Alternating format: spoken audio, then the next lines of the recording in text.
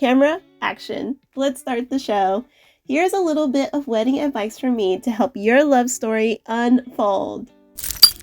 Welcome back, lovebirds. This is your wedding series and I'm your content creator. I'm planning your wedding from the beginning, starting with age 14-year-old you. Yes, I know, nobody gets married at 14 years old, but that's when we started planning this wedding, okay?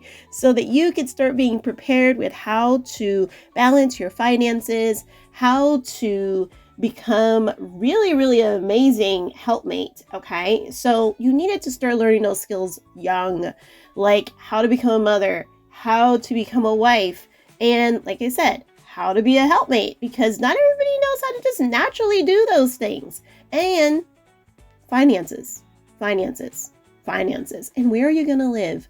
So starting to think about those things at age 14 rather than waiting until, okay, I'm engaged, now what? Trying to figure all this stuff out then is a lot harder. So go back, watch season 1 if you want to learn about how to do that the right way. Of course, there's no actual right way in how to plan a wedding and plan a marriage, but that's what we're calling it over here. We're trying to do it better than how the world has been telling us. There's some things that we've gotten very wrong, and we need to figure out a way to do better for the next generations, or they're just going to be doomed, okay? Many of them are not going to get married or have kids at all, and that's just very sad. So we've got to do better. We've got to learn these things. So it doesn't matter if you're already married. It doesn't matter if you're just now getting on your journey and trying to figure this thing out. And it doesn't matter if you're still a teenager right now listening to these videos, because it's going to help you all. It helps me. It helps all of us. We all need a little bit of help sometimes. All right. Well, let's get into this episode. We have now fast forwarded all the way to season 2 where you got engaged. That's going to be different for everybody's age because we don't all get engaged at the same exact age. So we've now fast forward into the age in which you got engaged. That was in season 2. We started planning this wedding after the proposal. We went through season 3 and now we are in season 4. So we are just planning. And we are in episode 2 today. Season 4, episode 2. Wedding invitations, browsing wedding invitations. It's at the point of the planning stage where we need to start figuring out what are these invitations going to look like. You already have your wedding venue. You've already sent out your save the dates. We had a little party for that. So go back and watch that episode if you want to figure out how to have a little party when it comes to sending out your save the dates. But today we're talking about browsing those invitations, and this is something that I feel like people spend a lot of money and time on, but especially money. Time, I'll say, is if they do the postage route and the stamp route, the postage stamp, and putting the addresses on one by one. You could also go the digital route and just send everybody a link and be done. But I know that there are people who are very traditional and they don't want to do paperless.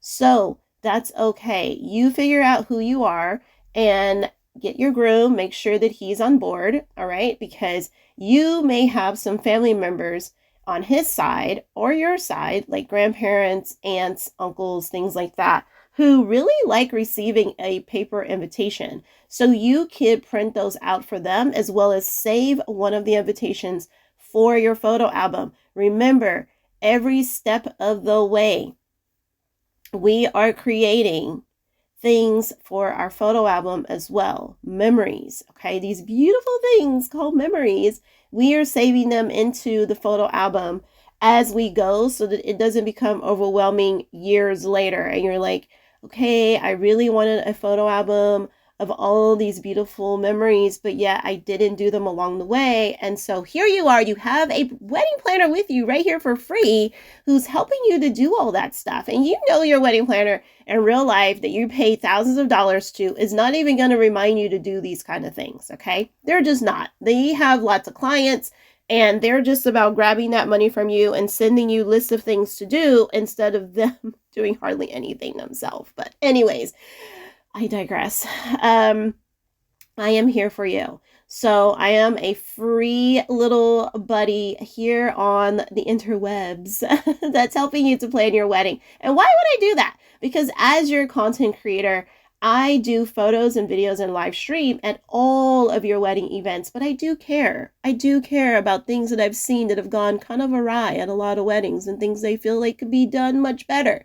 And invitations is one of those things. So today we're going to dive deep into wedding. Well, it's really not that much of a deep dive, but we're going to talk about how you could potentially make your invitations pop and do them a little bit differently than what's being going on. So traditionally, people will do an invitation and it'll have an engagement photo on front of it. It'll be perfectly posed and poised, and you thought about this forever. And so when you were doing those engagement photos, you're like, it's going to have to be perfect at this photo shoot because these are going to go on our wedding invitations. But what if you flip the script? Okay. What if you flip the script, just like we talked about to save the dates, and you put a proposal picture on the front instead?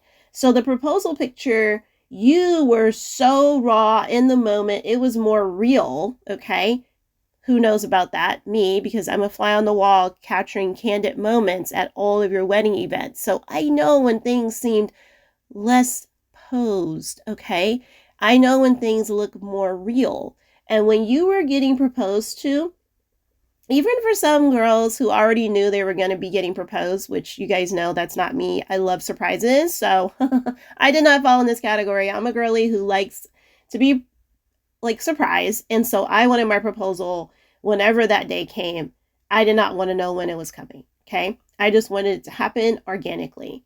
To me, the way life should be. But everyone's different, and I know people are not going to agree with me on that. So even people who knew that the proposal was coming, you still had more of a in the moment happening. Your face was like real. So you want to bring your guest on a journey. And so why not have on your invitations those pictures, something from there? You could even do like a little collage. You don't have to do just one photo. You could do like a little collage. And speaking of like the photo, let's talk about the invitation. It's got information on it, right? Of the date, the location, the time. It may even have like the theme, right? You may put that on there.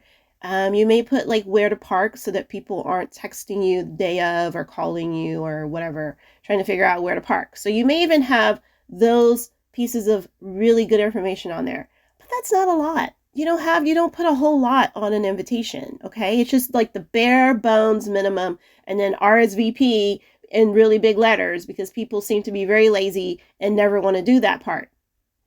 So you want to have your information. You want to have a photo or a collage of photos. It's totally fine too, because that will look really beautiful, especially if you threw in a picture of your venue. To really set the tone. You really want to set the tone, the mood. You want people to be ready and into this wedding before they even get to the wedding. Okay. So, and then that way people aren't showing up in the crazy outfits because they can see, hello, we're going to be getting married in a castle. You may not want to show up in jeans, a t-shirt, and some tennis shoes. Just saying. Boom, boom, boom. Okay. And unless that's your thing, then you let your people know that. You let your people know that. So you've got your invite. You heard me say there's not a lot of information on it. Why don't we make it into a passport style? Something small. Okay. And you could put a number on the passport in the right-hand corner or on the back. Preferably on the back, because there's nothing on the back. So you could put a number on the back, and this number corresponds to how many guests you're having at your wedding. And it also corresponds to their name when you're keeping everything organized. But why else would you have a number on an invitation? Well, we are going to be talking about ushers and wedding crashers here on this podcast at some point, because this is a real thing.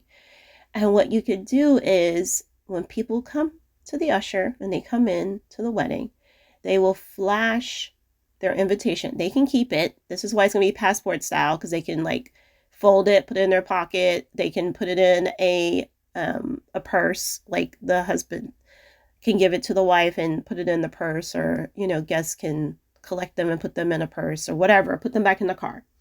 But passport style, it's kind of small, right?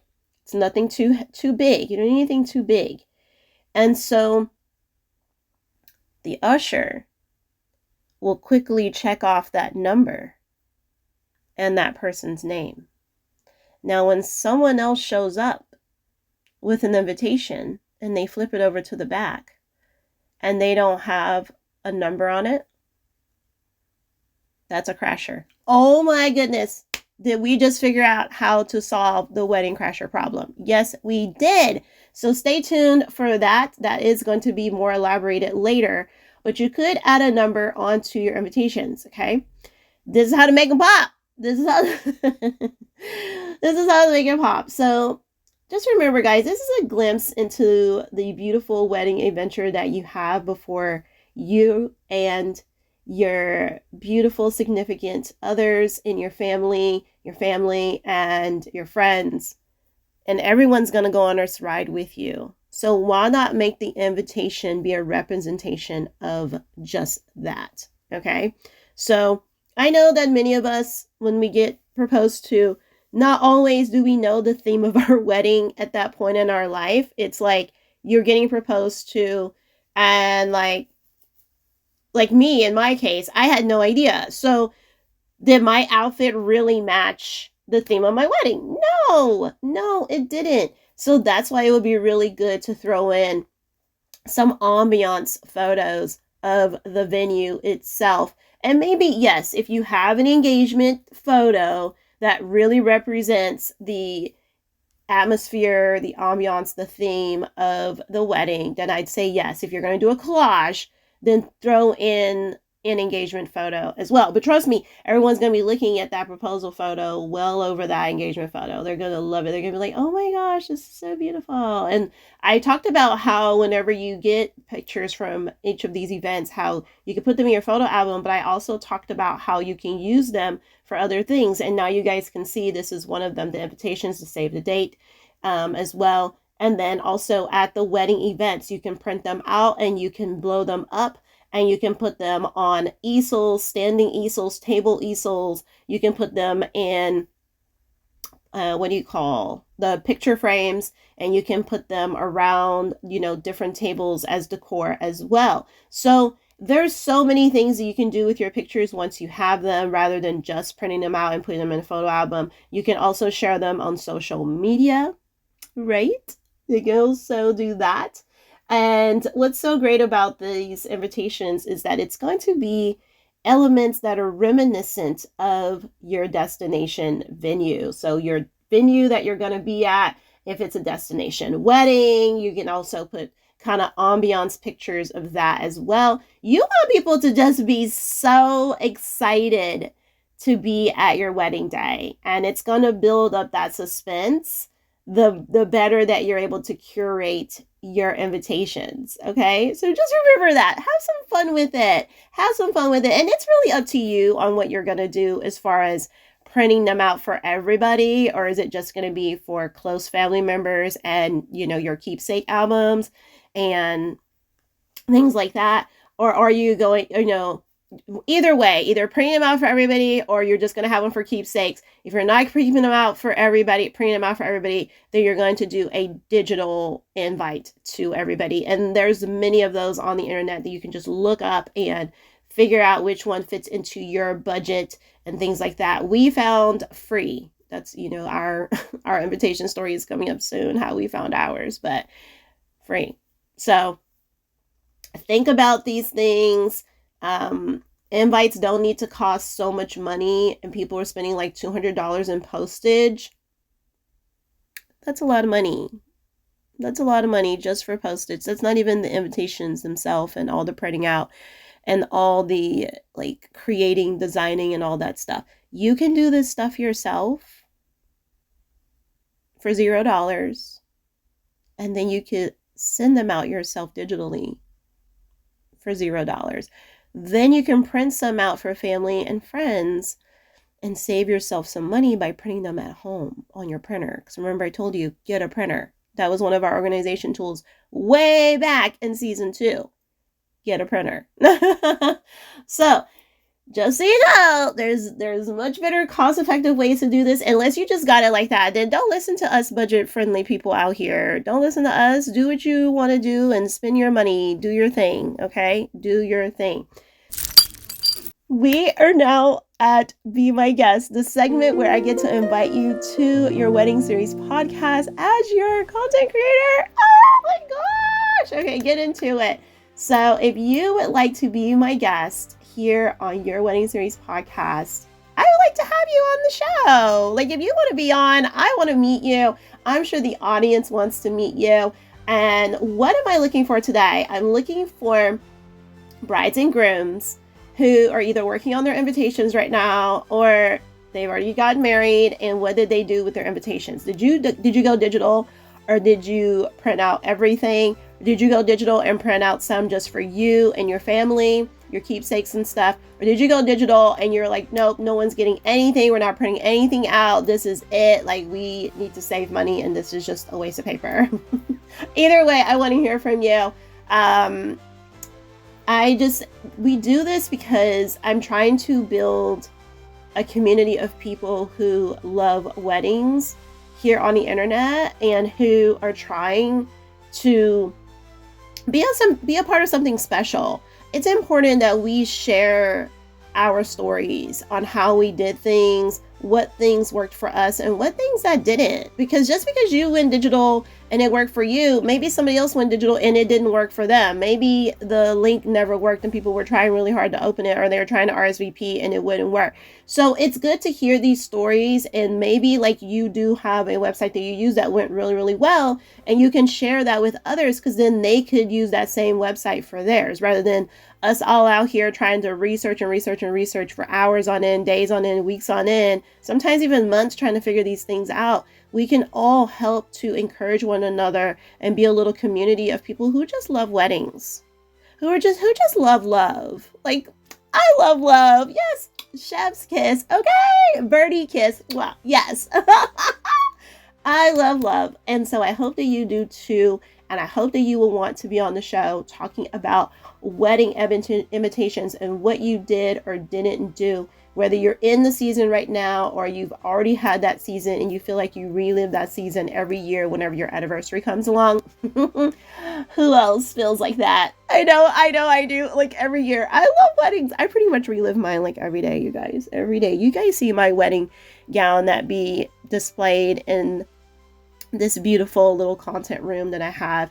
And I look at my wedding gown every day. Like, I love weddings and I'm so grateful. I'm so grateful that I am married, and that I'm married happily, and I'm married to someone who loves me and I love them. Just saying. Woo! It feels good. Okay, so if you want to be on your wedding series podcast, send me an email at yourcontentcreator@yahoo.com. You guys already know about this. Lovebirds, listen. I know we had some fun today. I know we had so much fun, but y'all know what I'm about to say. Y'all know I'm going to be back. Don't you worry. I'm going to be back. But y'all know what I'm about to say. This is the end of the episode, and I will see you, lovebirds, in the next one. Bye, lovebirds. Lights, camera, action, baby, strike a pose. Phones and cameras out, just watch it all unfold. We're the stars of the show, ain't no need for filters. Living life through the lens, capturing our breath. Put away your phones and cameras, let the good times roll. Our content creators got it all under control. From weddings to events, parties, travel and brands, we're living the paparazzi life, it's all in our hands.